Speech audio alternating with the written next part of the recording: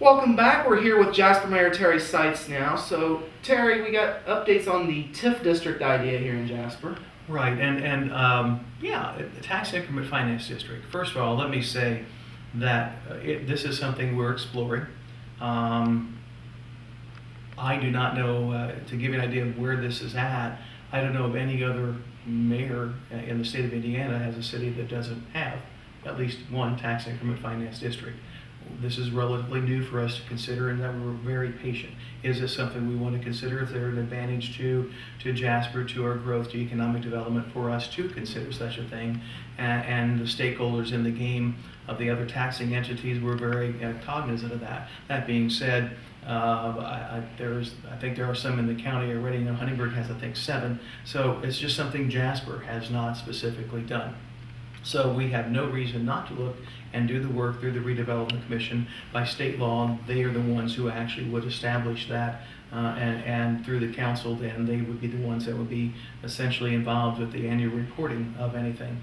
But essentially, a tax increment finance district is taxation continues just like it does. And then after a particular date, taxes within the defined district goes into a special fund. At that point, things could be done within the district for those taxes from that district. So maybe rather than like a floodlight, it would be more of a laser beam.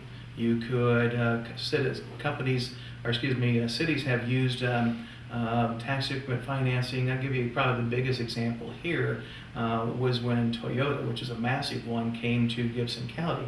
They had to basically create the roadways to get in there. Now there were some state incentives as well, but they created a tax increment finance district. So that monies that came literally from Toyota could be utilized to fund those roads for Toyota. There were some separate things even done that depending, as you know, the revenues coming in, you could create a bond from that and pay back the bond with the revenue from that. But the creation of a basic tax increment finance district does not automatically have anything to do with a bond. But sometimes that's an option. For us, looking at that, we anticipate that we're going to have some areas in the city that would have some infrastructure needs, or that we could better focus taxes on. And if we could put those in a tax increment finance district, that would enable us to again address some of the circumstances in that district. But I know there's a lot of other ways to utilize some of those fundings too, and there's usually a collaborative effort between all taxing entities when there's a TIF created. There may be broader needs that can come out of the tax increment finance district, but essentially what is critical for that is that a TIF continues the taxation, but after a certain date, let's just say March 1st of a certain year, that's usually the date, any new taxes, all the current taxes keep getting paid and distributed accordingly, and the new property taxes then would go into the district. So that's what it is. It's a very unique tool. They're used around the country. Indiana's had them for maybe 40 or 50 years. Jasper has yet have one, and this is part of what we're looking at. We're researching that. So I'm very comfortable in having that research done, and we should. We'll see if it's something that could benefit our citizens, and we'll go from there and take the advice. Of course, part of it, you mentioned this to me briefly, the competitive aspect of it too. Well, yeah, it's true. We have implemented some new tools. Jasper had not until late 2011 in the election season adopted an abatement program.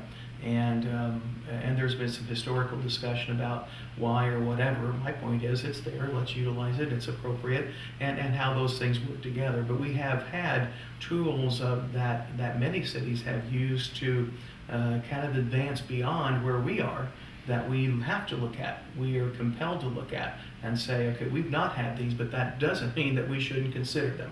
And that's my job as mayor, to bring these to the level of discussion, to do research, and to talk about the advantages of them, certainly see if those advantages would apply to Jasper.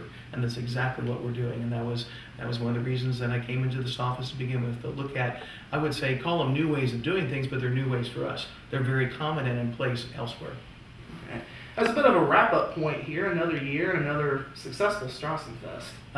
You can't beat the weather the last couple of years. I remember last year saying it, I don't know if we'll ever have weather like this again? Well, it repeated itself this year with maybe a little bit of a warm up, and certainly I think the JCs were happy with the beer garden because of that. But it was so successful, and again, I want to compliment the Strassenfest committee, the Chamber of Commerce who works with them, and our city staff who does some in-kind work and helps out from helping to bring barricades out, to cleaning the streets afterwards, to bringing bleachers out to different events, all those things that we do with in-kind service. I can tell you, Bradford, that success goes directly to all those people. A mayor asked me last year, who was visiting with me at the city of Jasper during the 2013 Strassenfest, Mayor, how much does the city budget to do Strassenfest? In the pure city budget, nothing. We do not sponsor the Strassenfest. We support it. We do in-kind work. Our departments, when called, know that they can respond and certainly, send some labor, manpower, bring some bleachers and things in. We love doing that. Police work certainly ramps up during that time. So there is a cost, but as far as helping to pay to do that, it's privately done, privately supported, and I can't imagine how well that's worked. They deserve a lot of credit. That being said, the success this year, the only negative that we had is it was so successful that some of the booths ran out of food, on Saturday evening, maybe a little earlier than what they expect. And I think all of them don't mind that. The idea is you have your food, you base it on previous history, and at some point you don't want to take anything back. You don't want to wholesale it and sell it to your club members at a cost. I mean, you're getting your money out, but you're not profiting. They should have profited very well, and I hope it was successful because the committee does receive a cut of the proceeds, and I hope everything worked as well as we think it did. We had certainly wonderful comments from people visiting, and that's what I get, Mayor. We just, we were here first time ever, or we were here last year for one day, and this year we came back for the whole weekend. And local people work very hard, and it's a big fundraiser for our local people, but it's also a great place to visit for guests. Absolutely. Well, Mayor, we appreciate your time this week. You're more than welcome. This has been Monday with the Mayor. We're back after this.